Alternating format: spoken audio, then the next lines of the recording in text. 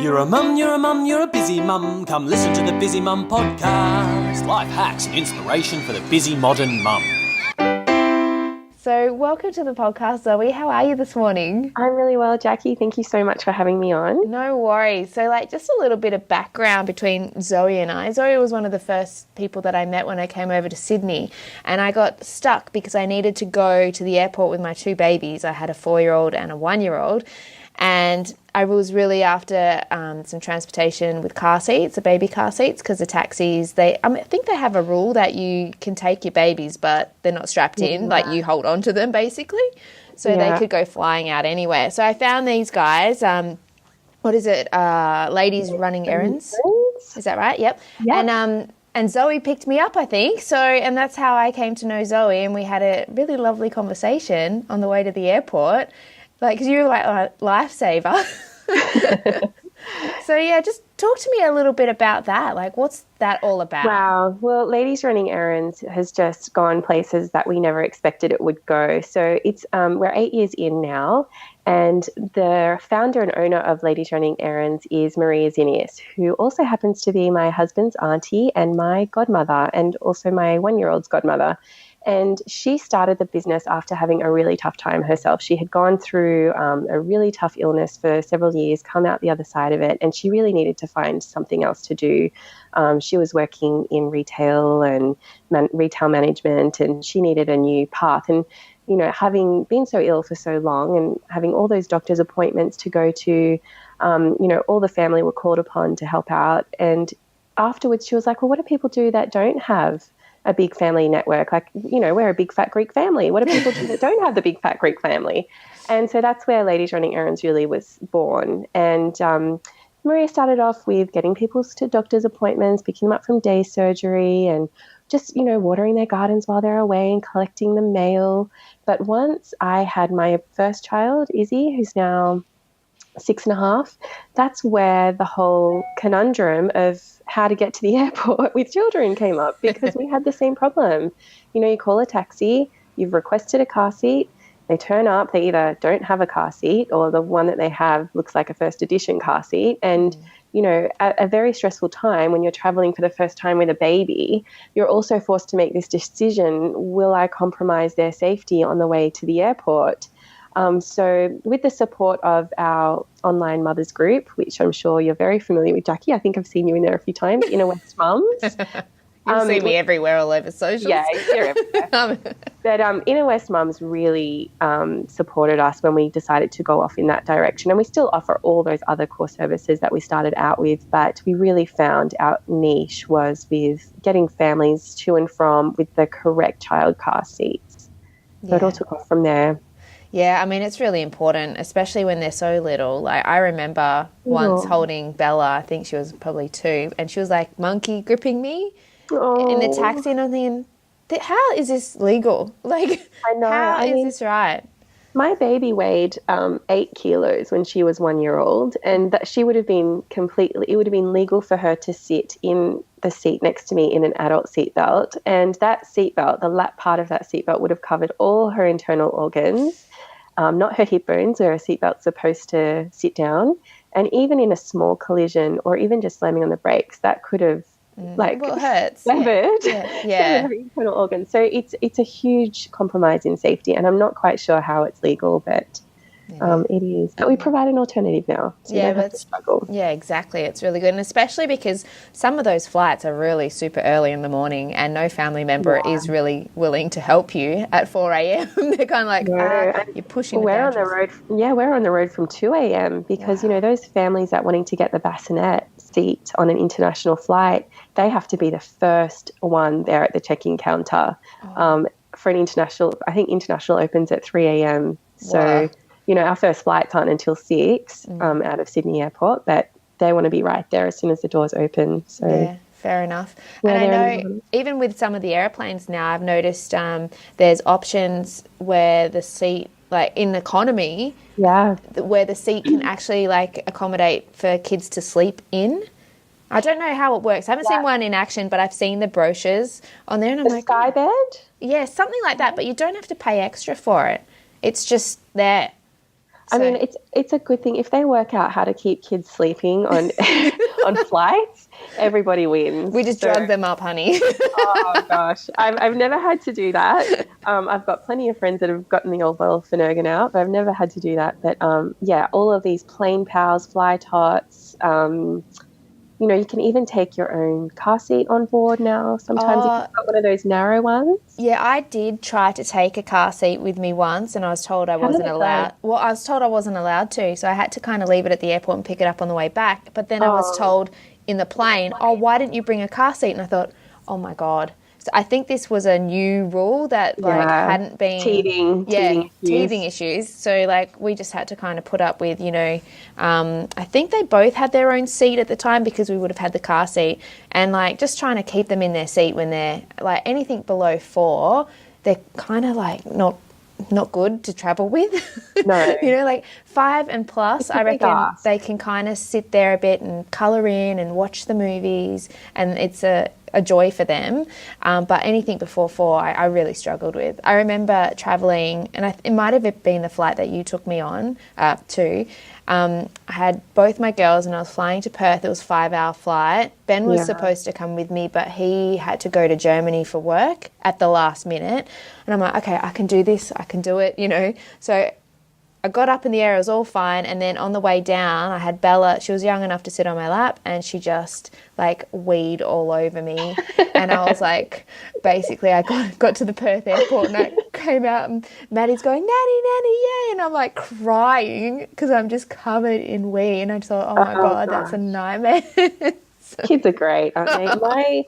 My little one likes to stay awake for an entire flight and then fall asleep as we're descending so that she gets carried off rather than has to walk off the plane. Oh my goodness. That is her trick 100% of the time. I'm like, why can't you just fall asleep, you know, once we're in the air and then wake up fresh as a daisy when it's time to walk off the plane? But no, to carry her, carry our carry-on, it's awkward, and she does it to me every time. Oh, even now at 6 years old, she still does it to me.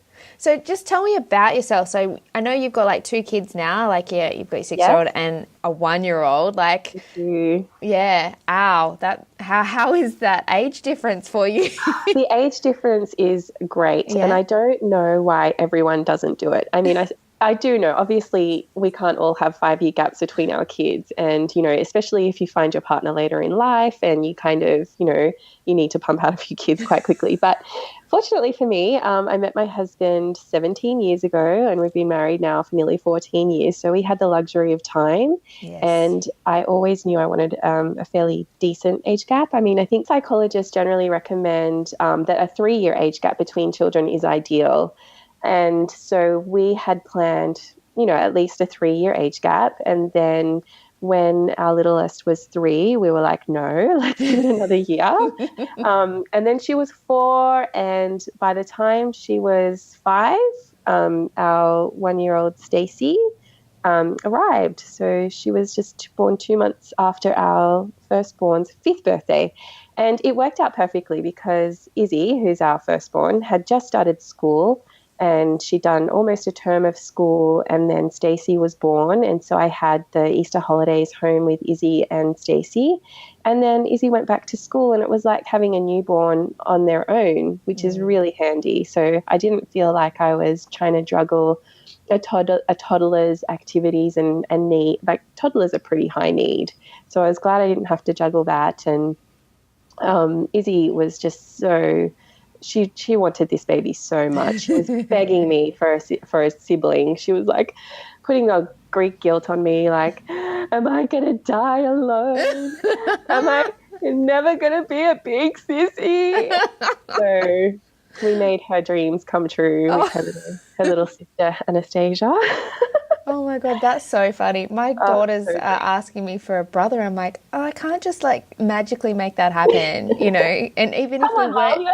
You're head of logistics. Yeah, I know. Even if I was to have another baby, like, it might not be a boy. It's probably going to be another girl, right? So they'll be like... Just put your order in, make it happen. Make the stalks come down, fly down, and, you know. Yeah, well, that starts a whole big other can of worms. I'm getting the question, Mummy, how do I not have babies? And my answer is, just keep doing what you're doing. And she's like, but you told me that when I was 7 and now I'm 9 and you're still saying the same thing. Like, Is what am Bella I missing? 9? Is No, Bella 9? Maddie's 9. Oh, Maddie, and wow. Bella is 6. Gosh, they have gotten... We've been friends for a while, Jack. I can't believe they're not little babies anymore. No, I don't have babies anymore. Yeah. I'll just take your baby, so I feel You're like fine. give you a break. Want her for long. That second one's always a hellraiser. I know. I know, exactly. So, like, your general day, like, how does your general day look? Are you getting up at 2 a.m. in the morning to do these ladies running errands, or are you... No. So what happened with us was when Stacey was in the pipeline, literally in the pipeline, we were also preparing to franchise Ladies Running Errands because it got to the point where we could not meet the demand. And we were thinking, okay, how do we scale up and bring these services to everyone that needs them? Because obviously Sydney-wide, we were getting inquiries for bookings all over the place. It's not, Sydney traffic, it's not viable to do 5-minute school runs in Western Sydney or Southern Sydney or even Northern Sydney when we're based in the inner west. So we were thinking, okay, how do we accommodate all these inquiries? And the logical step was to franchise. I mean, it's such a beautiful, beautiful business. We have the most stunning clients, just like yourself. And so to be able to package that up and give that to another woman to really make it her own it's something that we really, really felt would work and something that we really wanted to offer. So while Stacey was cooking, I franchised the business, formalized all our policies and procedures and created an operating manual, and we created a whole franchise system.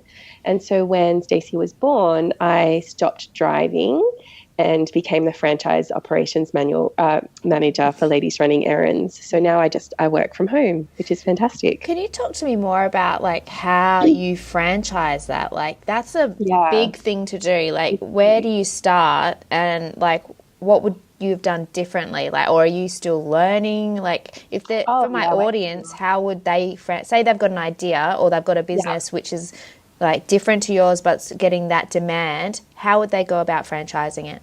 Well, I mean, you can go and do it on your own. I think the first step would be to go to the Franchise Council of Australia online, and it's a great resource for what your expectations are as a franchisor, what expectations are as a franchisee. You'd also want to read the Franchise Code of Conduct, and that would just really give you a lot of information of where you're heading.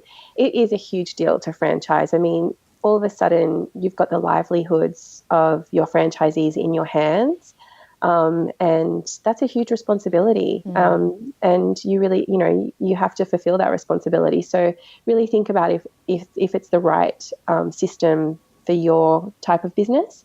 And then I would say engage a franchise consultant. It is a huge investment.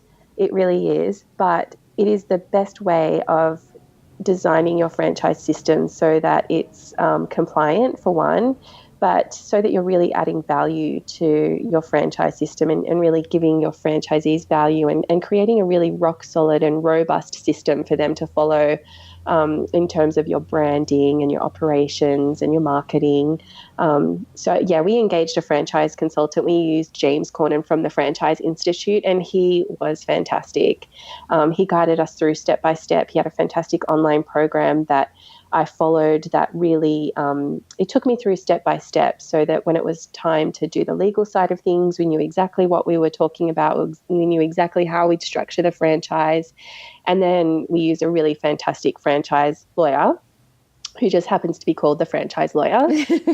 He's based in Leichhardt, and I love Peter, our lawyer, because he just simplifies things so easily for us, it's just so important. You really want to know what you're talking about, and there's no room for legal jargon. So he's great. Okay, cool. So that's huge. So then your day is basically, you're obviously not driving now. So how is your typical day looking like? Well, it starts by feeding the baby. So give the baby a quick feed, and then wipe the bleariness out of my eyes and stumble my way to the kettle for a cup of tea at the moment. I've just managed to knock out my 4 coffees a day because it was just getting out of hand. So I'm back to black tea now, which is working beautifully. And then I just start the morning breakfast, packing school lunches, and our school is 200 meters away, so we have a lovely stroll down to school. And then when I get back, then it's work time. So the first thing I do with work is I always call Maria, or usually Maria calls me actually, and we just have a chat about where we're up to for the day, what projects we're working on, where we're up to with our ongoing projects, and what else we're working on. We always talk about how our franchisees are going and, what we can do to support them, and where we're up to with our marketing and the legal side of things and our franchise recruitment. So that's always step one. And then after that, it's emails and preparing documents for franchise recruitment and supporting our franchisees. I try and stay home Monday, Tuesday, Wednesday to really work, can concentrate on work, and then I try and organize meetings for Thursdays and Fridays. Okay, cool. And can I ask, how many franchisees do you currently have now? We have 6 beautiful franchisees now. So we franchised a year ago, and now we have 6 franchisees. I just have to pinch myself, and I just can't believe the caliber of women that we have found to join our company. Before we franchised, we were a completely family-run company. So, I'm Maria's goddaughter, and Leo, my husband, was driving for her. That's her nephew. She had her brother driving for her. One busy period, even my mum was driving for her. And the other drivers have all been really close friends of hers. So, taking the leap to introduce people that are not your family members to your business, and it's a business that's based so much on safety, was so hugely stressful for us. But the 6 beautiful women that have taken on a franchise, we just can't believe our luck. They're so wonderful. Oh, that's good. It's always good to find the right people to maintain that right culture. Exactly. And that's the biggest challenge in franchising. Like, you speak to any franchisor, and the challenge is finding the right franchisees. Because how are you finding those ones? Are they coming to you, and do you have an interview process? Or Yeah. So we I think our best way of finding franchisees really has been through Facebook advertising. So we go through Facebook advertising. We've got a franchise application brochure that they can look at and get an idea for what we're offering.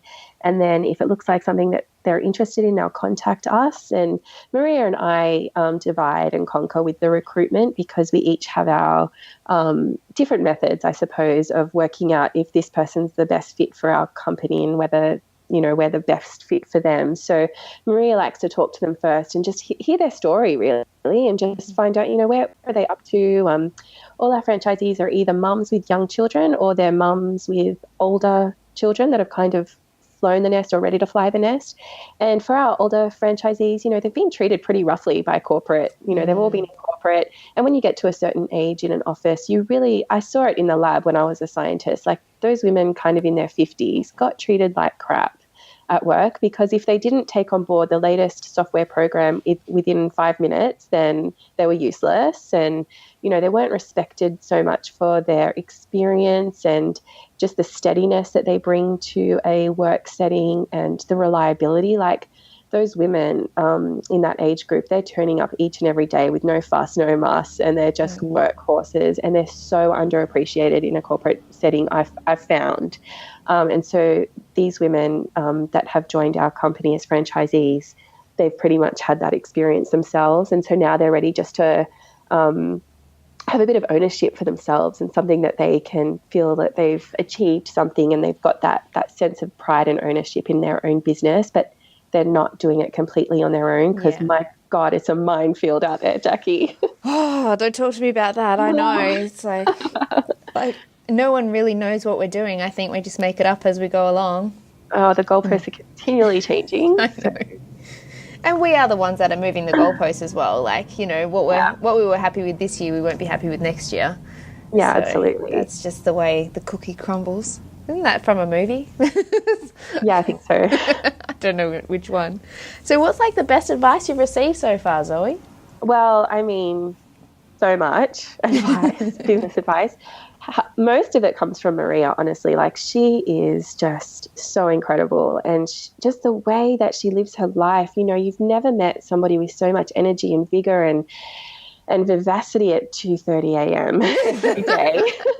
You know, like, you would have known Jackee if she picked you guys up 2:30 a.m., full face of makeup. I know. Dripping in, you know, jewels and, you know, red lipstick. Loud, beautiful clothes. Hi. Loud is the operative word, yes. She's very Greek. They're very passionate and they're very loud. But, you know, she's got so much wisdom. I think the best piece of advice she's given me, and this was helpful as well when I was doing the R&D for Silver Spoon Babies, which is a baby food company, organic baby food company that I was hoping to launch at the same time that I was having a baby and franchising a company. So evidently it got shelved, but it's all there. It's all there waiting for me. Still there. Yeah, this advice that she gave me was just to talk to anyone who will listen about your business anytime you can, because you never know who you're talking to. You never know what opportunities they may share with you. Just talk to anyone who will listen about your business. And you can tell very quickly if someone's not interested in listening to you when you start going on and on and on about your business. But most people are really excited when you're excited about talking about your business. And we have just found so many opportunities that come our way just from talking about ladies running errands. And then when those opportunities present themselves, you really have to just jump on them. You know, don't just say, oh, that sounds great. Yeah, let's do it. And don't take any action. Yeah, don't When an follow through. opportunity presents itself, you have to take it. And I think the best way to find opportunities is to really have a positive mindset. And that is something that Maria has just taught me, that she lives and breathes that positive mindset. And you really see the difference in success and a very stagnating business with positive mindset.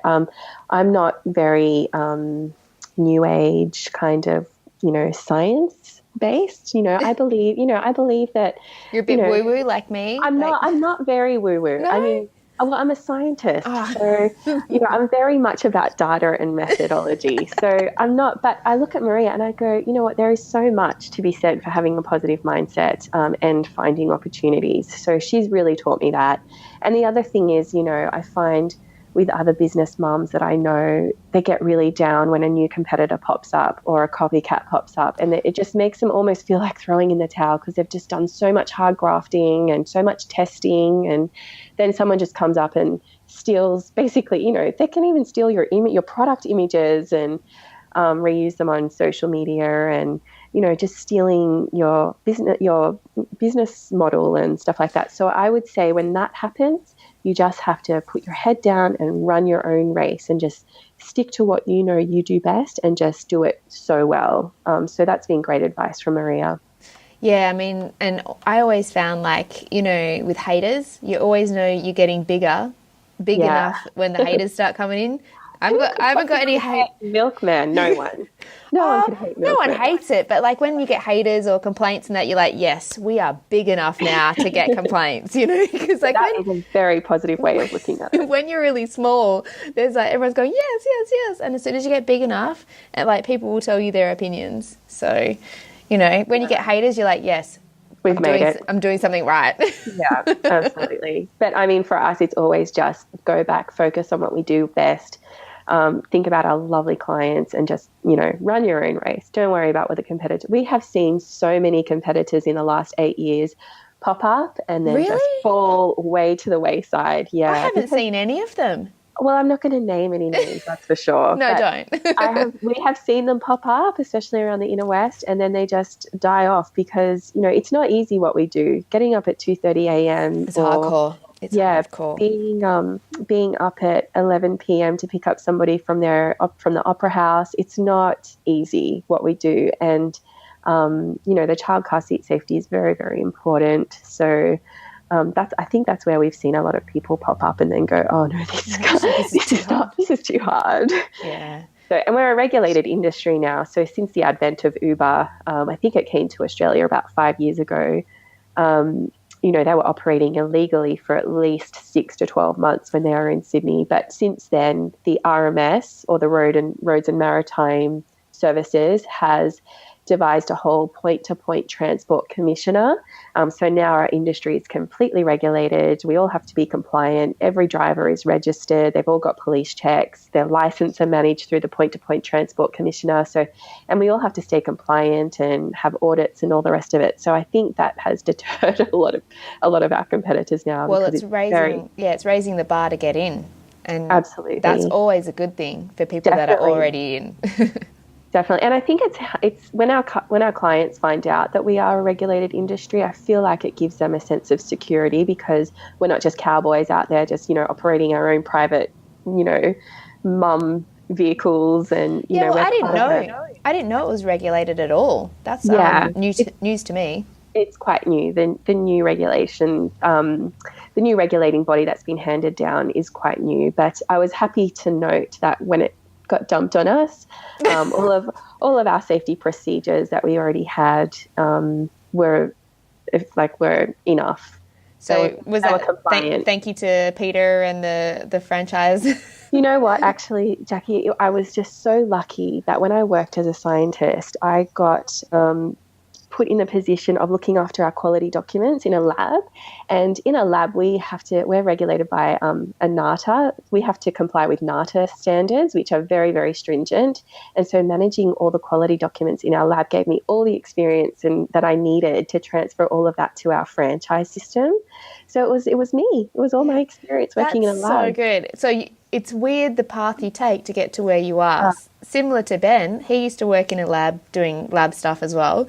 And lab stuff? I have no idea what that is, do you? It's lab stuff, Zoe. I don't have any idea what we do.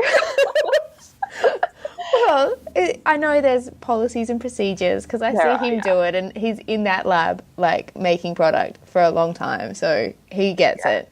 And his path wasn't from A to B; it was from A to B to Z to W back to D. So I totally get it, and it's good that you did that lab stuff. Oh dear, let's move on, shall we? Now, I noticed I asked a question about are you reading any books or watching Netflix or Stan? Mainly for my because I watch certain things and then I finish them and I'm like, oh my God, what can I watch now? And then you go onto Facebook and you ask all the Inner West mums, what's good on right now? But I noticed your answer is very different. Oh, really? Yeah, I've not had anyone saying that they've gone down the YouTube rabbit hole, which I do. I do. So actually, I might even ask that as a question because there's so much on YouTube that's so good. Insane. It's completely replaced commercials like network TV. I never, ever, ever watch network TV anymore. Free to air? What's that? Free to air, yeah. So all those people with their Survivor and their Bachelor, I have no idea what's going on TV. I just don't watch anything. I don't watch the news anymore. I just found it too sensationalist, and then I didn't have the brain capacity to watch the real news on ABC or SBS. So I'm not watching any TV. I was watching a little bit of Netflix, but the last thing I watched on Netflix was Ali Wong's Baby Cobra and Hard Knock Wife, which I enjoyed far too much. If you have a baby or one on the way, definitely watch Ali Wong's. She's funny. She's hilarious. So wrong, but so funny. But yeah, then I found YouTube, and it was introduced to me by my 6-year-old who was watching slime videos ad nauseum, and then watching. Me and my husband would just raise our eyebrows at her watching someone in Korea or Japan opening up lol dolls and opening up Kinder Surprises, and I was just like, what is the fascination? And no judgment, because the next thing I know, I'm there watching YouTube bloggers ironing and cleaning their bathrooms thinking, yes, this is fantastic. So, that is a whole rabbit hole of its own. But what are the main ones you watch? I love, there is some amazing content being produced. I love Farmhouse on Boone, which is a mum with 5 kids who just leads a really natural life. She's handmade home, and her content is beautiful. Her videos are beautiful. Just so much. We've just moved out of Sydney, so not right out of Sydney, but we've left the Inner West and we've just bought a house near Camden. So I've got that farmhouse feel at the moment. So I'm loving Farmhouse on Boone. She's based in Missouri, I think, so very far from Camden. And then there's a beautiful YouTuber. She's called Pickup Lines, and she's a vegan. So a lot of her videos are based on vegan recipes, but the videos are so beautiful. She does a lot of stuff on mindset and meditation, and she's just such a wealth of knowledge, and just her content is so beautiful. And then there's Downshiftology, which is a California girl. I think she was originally from Australia or New Zealand, and she's in California. She makes a lot of beautiful Californian style recipes that she videos, and just a lot of minimalism. So just all this aspirational stuff that I will never be. I will never be vegan. Oh, don't say. Oh, well, no. I will never be minimalist. And I try on occasion to be minimalist, but then I go, oh, I really like stuff.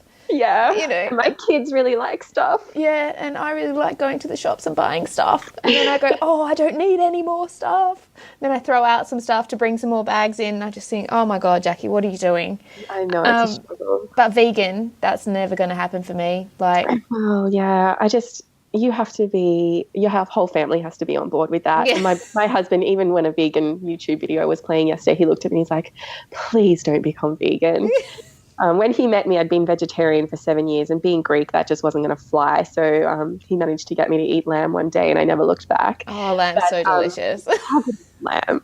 So yeah, I don't think, I mean, I love the idea of being vegan. I love like the ethical side of things, and just not killing animals and eating them. It's all beautiful, but it's just, I watch the videos and I aspire to it, but yeah, I can't see it happening anytime soon. But we can always eat less meat, which is a great thing. So yeah, just try and have a few veggie meals a week, I think. Lots of veggie meals a week. I think that's just the number one step we can all take in just, leading a vegan lifestyle. So what's your go-to recipes then? Like, do you have like a... You know what? Nothing can beat just, whacking a steak in a pan, steaming a bit of broccoli and green beans or whatever's in season at the moment, and just, using those pan juices to throw a bit of butter and cream in, or garlic and mushrooms, and just making a beautiful sauce. Like, that's how I love to cook. I love to just, during the week anyway, I love to just have a beautiful piece of meat like steak or chicken breast or some salmon, and just some beautiful vibrant green vegetables beside it, and then just make a really unctuous, yummy buttery sauce to bring it all together. Unctuous. Unctuous. Is that a new word? Unctuous? No, that's totally a word. Can you spell it? Oh God. UNCH TIOUS. That sounds about right. Don't quote me on that. Yeah, we might want to do a fact check on unctuous, Jackee. But my children, they will just eat lamb chops. Oh, that's good. Cutlets. They will just munch on those lamb cutlets. They are bloody $45 a kilo, God help me. But that's always a winner. And then when we've eaten all the $45 a kilo lamb cutlets, we're having pasta bake. So, my biggest thing with meal planning and cooking and things like that is just to go and make sure that you're not wasting any food that you've already bought and brought home, and it's in your fridge or your pantry just expiring in front of your eyes. Like, I just get so sick when I have to throw out food that I've bought and then not used. So I always like to just plan my meals around what's already in the fridge. And, so we have those lamb cutlets and those beautiful green veggies that get steamed up, and then with leftovers, I like to turn them into pasta bakes or shepherd's pies or lasagnas, or just kind of veggie bakes, anything that will use up food so that before it goes bad or before it loses all its nutritional value. So that's how I meal plan. But I think also just going to the grocery shops and seeing what's on special or what's seasonal, I think that sparks kind of ideas about what you're going to cook that week. And yeah, having a meal plan is pretty important when you're trying to work from home, look after a baby, look after a 6-year-old, and have a husband that you occasionally talk to when you're not staring at Facebook. Scroll your life away. So what's one area of your life you'd like to improve, Zoe? Oh, can you imagine? That juggle. I mean, no mum or parent gets away with having a struggle-free juggle, basically. None of us are there feeling like, you know, all our ducks are in a row. It is just so hard in this day and age. And I think it always has been, it's just a little bit different these days. I don't think any 50s mum or 60s mum or 70s mum, or especially not those 80s and 90s mums, God, I do not envy those 80s and 90s mums, ever felt like there wasn't a massive juggle. But I think these days where, you know, we're all working, we have more opportunity to work remotely, and we find ourselves working from home. We're in a digital age where work doesn't stop at 5 o'clock or on Saturdays and Sundays. You know, it follows you around on emails and messages and WhatsApp and Facebook and Instagram and YouTube. Yeah. You know, I think that is the huge juggle, and trying to find balance through all of that. I've found the best way to balance it all is just to have in my mind set hours. So, you know, I have a really good 2 to 3 hour block after school drop off. Then I have a really good 2 to 3 hour block after lunch. And then nothing much work-wise happens between sort of a school pickup and bedtime. You know, I might be kind of answering a quick text or a quick email here and there, but my children really deserve to have some good quality attention. And I find that after school and before bedtime, that's when I just focus on them. And it's really my favorite time of day. And then in the evenings, if I'm not staring at the wall because I'm so frazzled by the whole day, I find if I make a cup of tea and I sit down, I can really bash out the more intense kind of work that's needed for the business, like, you know, writing policies and procedures and updating operations and, you know, answering emails from our lawyer and stuff so that I can actually sound slightly credible, which is hard to do when you're trying to look after a baby, you know. Yeah. Baby brain that goes on forever. Brain. That's absolutely. I'm still using that excuse, right? Is that okay, 6-year-old? Totally, yeah. Oh my gosh, till they fly the nest, baby brain. Excellent.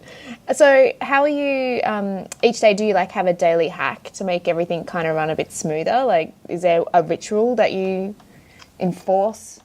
With work time, it's definitely using those blocks of time and just using any moment that you can just to catch up on the small mundane stuff, like, you know, just responding to quick emails and things like that. Just anytime you know, maybe baby falls asleep in the car whilst you're waiting to pick up another child, you know, can do a quick email, catch up on social media. So you're not using your most productive time to do that really those small tasks. And then with me, I spend an awful lot of time in the business communicating via the phone. So I'm on the phone constantly. So working from home, I find that if I'm on the phone, I need to be just doing some other mindless task, you know, wiping down the benches, just really mindless stuff while I'm on the phone anyway. So definitely do 2 things at once if you can. And then, you know, I've found recently this is going to be quite polarizing for people. It's going to send you down another rabbit hole, but I've found intermittent fasting really, really useful for me. I got into a terrible habit of just relying on coffee, and just anytime I was feeling a bit flat, make a coffee. Anytime I was feeling a bit hungry, I can't be bothered pulling out all the ingredients to make a salad, I'll just have a coffee. And then in the afternoons, oh my God, I'm hitting the wall, I'll just make a coffee. And so I was finding that I was just drinking so much coffee and not eating, and just feeling like I was just trudging through mud the whole time energy wise. And a friend that I was sharing a kitchen with, her name is Ali, and she was the free range foodie. Mm-hmm. She put me onto keto, which is, I'm sure, you know, it's the buzz diet at the moment. I'm sure everyone's kind of heard something about keto, but basically it's a very low carb diet. And what happens when you get very low carb is that you're not having these massive blood insulin swings all the time. So it really curbs cravings. And so I started that now and then, and I fell off the wagon lots of times because it's really hard not to eat potatoes. I love potatoes. I love bread. Bread and potatoes. But what I did find is that I was able to go like really long periods of time without feeling hungry, without having cravings, without even needing coffee. So just in this last week, I've gotten back into intermittent fasting and switched out all my coffee drinking for tea, and I've just found that really helps me with a lot of mental clarity through the day because I have all that energy because I'm not having those massive dips in blood sugar levels. So, yeah, if you're finding that you're feeling really lethargic during the day and really foggy-headed, maybe just think about it. Maybe read up a little bit about it and see if it's for you or not. It's certainly working for me. Well, you got to do what works for you. I know Yeah. I have a lot of fogness in my brain, if that's a word, fogginess. Yeah. And I went and got my bloods done, and I was actually low in iron. Oh, there you So go. I've been I've got a story to tell you, Zoe. Tell Jesus. me. And this was quite educational for other people as well. So if they've got low iron, I was recommended these tablets, the Ferrograde C iron tablets. Yeah. So I took one of them, but like you, I was fasting, but breakfast. So like I wasn't having breakfast for like, say, the last 18 days, and I would just start my eating window at lunchtime through to dinner. And so I got my results back, came back to the office, took one of these tablets, went into a meeting, came out of the meeting, and I'm like, Ben, I don't feel well, I'm just going to lie down. Anyway, went to the toilet, came back, and then I was like, I feel really nauseous. And then, like, for the next 4 hours, I threw my guts up because these tablets had, like, basically iron poisoned me because they were just way too strong because my iron levels were so low. I really needed to gradually go in rather than, go in, like, I'll just overdose on iron. So, yeah, for all those women that have, like, low iron, they should really look to gradually increase their iron levels. And I think Spartone is another, it's like a liquid form of iron, and it's a plant-based iron. So depending on how anemic you are, it might not be ideal. But if you're not terribly, terribly anemic, then Spartone is a really good way to bring up your iron in a more gentle way. Because, iron supplements have terrible side effects. I mean, gosh, what it does to you on the other end, God help us, it's terrifying. You know, with these tablets as well, when I looked at the packaging, there's nothing about take it with food or this may cause nausea. Like, there's nothing on there. My husband had to go on a forum and Google, like, what all these other women were saying. And it's like, oh, yeah, that's why you're throwing up, Jackee. You don't have morning sickness. you get a pounding. Yeah, I know. Well, that's the first thought, right? You're like, oh my God. Oh, I remember this feeling. How did this happen? Yeah, how does it happen so quickly? Because that thing's a kind of a gradual thing. Okay, well, let's move on from there. I've just got 3 quick questions and then I'll let you get on with your day. What websites have you signed up to recently that you actually find value in receiving their emails? Well, I don't think I'm alone when I say Kate Toon's SEO recipe for success. I mean, Kate Toon is love Kate. Oh my God, love her, love her, love her. She's just such a juggernaut, she just releases so much valuable content for free. I mean, it's just, she's so good at sharing just really, really valuable content. And I mean, getting your SEO right for your business is just, it's so crucial because you can have this amazing business idea, you can have an amazing website, and then you're expecting the hordes to just come through, and it doesn't work that way. It really doesn't. So having, Kate Toon's SEO recipe for success is it's just such a valuable resource, and I am totally signing up to her next course. Yes, and I can hear your little bubba screaming. So 2 quick questions, and then I'll let you go.